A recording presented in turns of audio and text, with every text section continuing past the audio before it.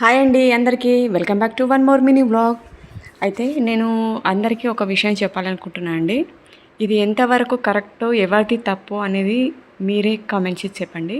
ఒక 2-3 days back అనుకుంటా కేబీసీలో ఒక పిల్లవాడు 5th క్లాస్ చదివే అబ్బాయి, అతని యొక్క పర్ఫార్మెన్స్ ఎలా ఉంది అమితాబ్ బచ్చన్ గారి ముందట అంటే అది ఎవరి తప్పు, పిల్లాడి తప్ప లేకపోతే అతని చుట్టూ పెరుగుతున్న పరిస్థితుల తప్ప లేదంటే వాళ్ళ తల్లిదండ్రుల యొక్క మిస్టేకా? ఆ పిల్లాడి యొక్క తల్లిదండ్రులు మరియు ఆ పిల్లాడి చదువుతున్న స్కూల్లోని టీచర్స్ యొక్క మిస్టేకే అని నేను అంటాను.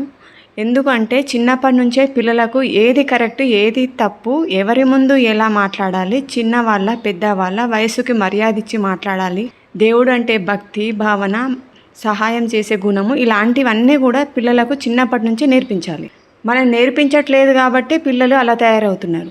దాంతోపాటు మనం తీసుకుంటున్న ఫుడ్ కూడా పిల్లల యొక్క మానసిక స్థితిపైన చాలా చాలా డిపెండ్ అయి ఉంటుందండి. ఇప్పుడు ఈ రోజుల్లో ఎవ్వరు కూడా ఇంట్లో మంచిగా వండుకొని తినట్లేరు. అంటే ఇద్దరు పేరెంట్స్ వర్క్కి వెళ్తున్నారు, జాబ్కి వెళ్తున్నారు, పిల్లలు స్కూల్కి వెళ్తున్నారు, టైం ఉండట్లేదు. హెల్తీ డిషెస్ చేసుకొని వాళ్ళు తినడం కానీ లేదంటే పిల్లలకు వండి పెట్టే అంత టైం అయితే ఇప్పుడు చాలా తగ్గిపోయింది.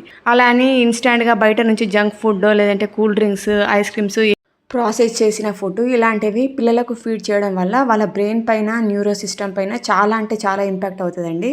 దానివల్ల యాంగ్జైటీ, డిప్రెషను, ఆలోచించలేకపోవడము, ఒక్కదానిపైన దృష్టి సారించకపోవడం అలాంటివన్నీ కూడా డిసార్డర్స్ పిల్లల్లో మొదలవుతాయి. ఇది ఎక్కువగా ఇలాగే ఎక్కువ రోజులు కంటిన్యూ అయితే వాళ్ళ న్యూరో సిస్టమ్ కూడా దెబ్బతినే అవకాశం ఉంటుంది.